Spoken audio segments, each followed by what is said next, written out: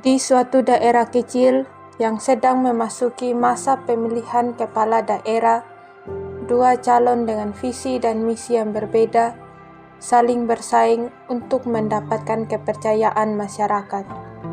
Namun, di balik suara-suara yang berseru antusias, tersembunyi ambisi pribadi yang siap mengecewakan harapan rakyat. Hari kampanye tiba. Dua calon kepala daerah berusaha keras merebut hati rakyat. Mereka memaparkan berbagai janji yang menggugah antusiasme masyarakat.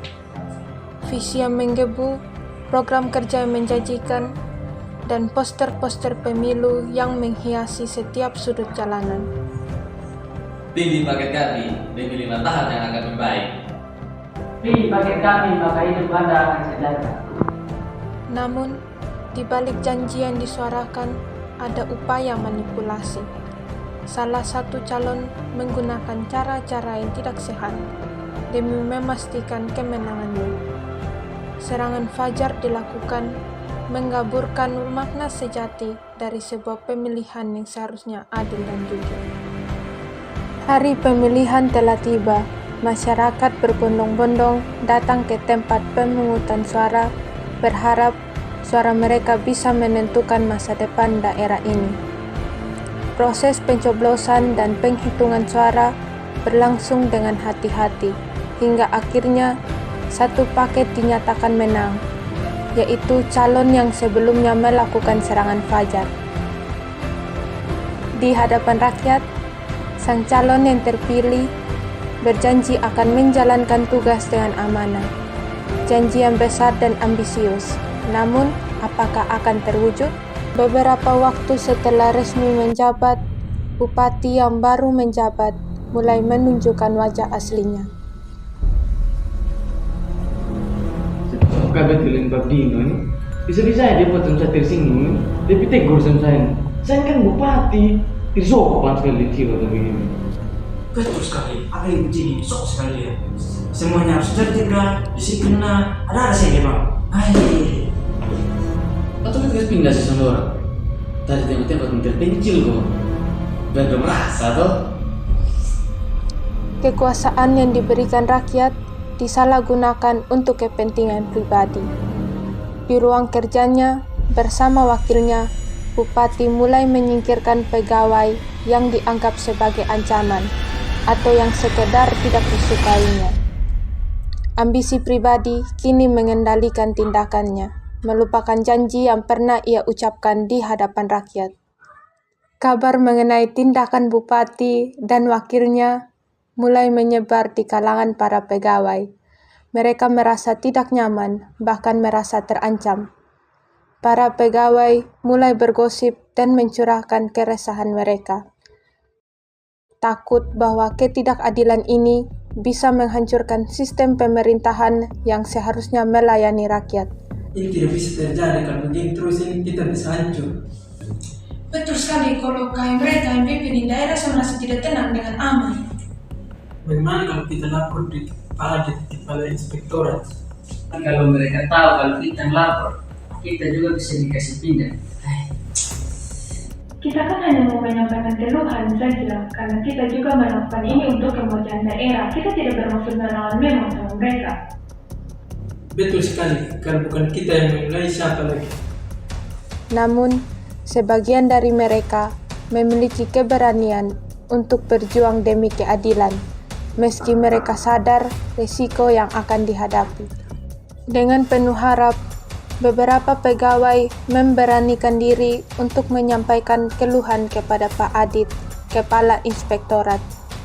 Mereka berharap bahwa Kepala Inspektorat akan mendengarkan dan mendukung langkah mereka demi perbaikan sistem.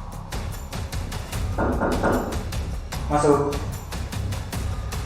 Permisi Bapak. Duduk, senang duduk.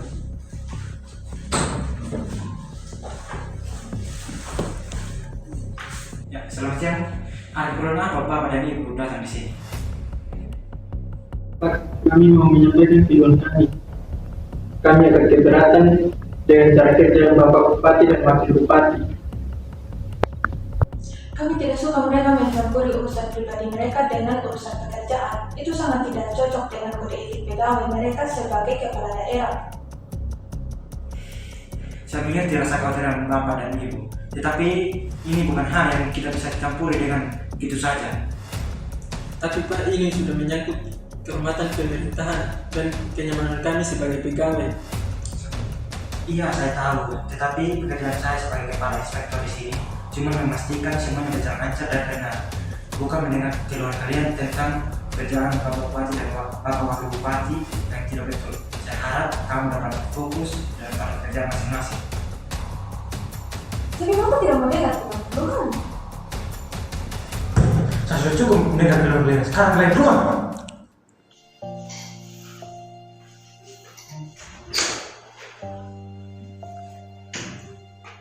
Namun, apa yang mereka terima justru menambah kekecewaan.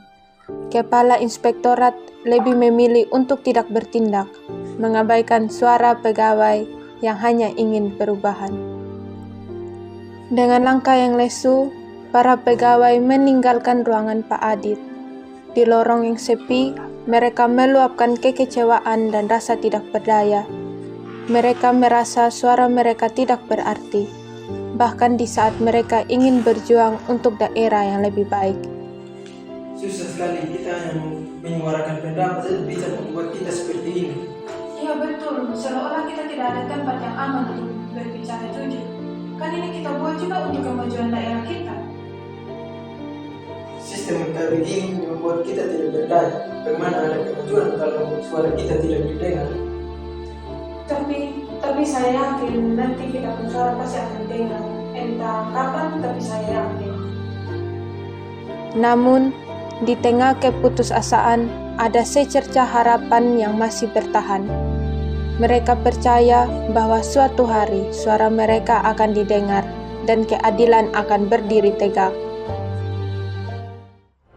Di tengah ketidakadilan dan kebisuan sistem, suara-suara kecil mulai memudar. Namun, harapan tak sepenuhnya hilang. Meski keluhan mereka diabaikan, para pegawai yang setia ini tetap percaya bahwa kejujuran dan integritas adalah fondasi bagi perubahan sejati. Mungkin perjuangan mereka hari ini tak langsung berbuah hasil, namun keberanian mereka berbicara akan menjadi nyala kecil yang kelak menerangi jalan.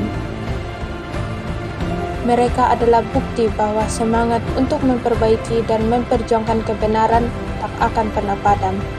Mungkin tidak hari ini dan mungkin tidak besok. Namun, selama ada yang berani menyuarakan keadilan, selama ada yang memegang teguh integritas, akan selalu ada harapan untuk masa depan yang lebih baik bagi kita semua.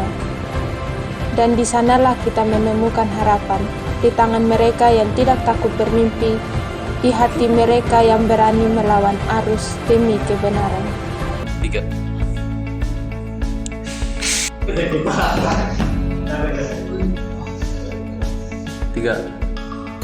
Cukup, saya sudah bosan dengar keluhan kalian terus ini.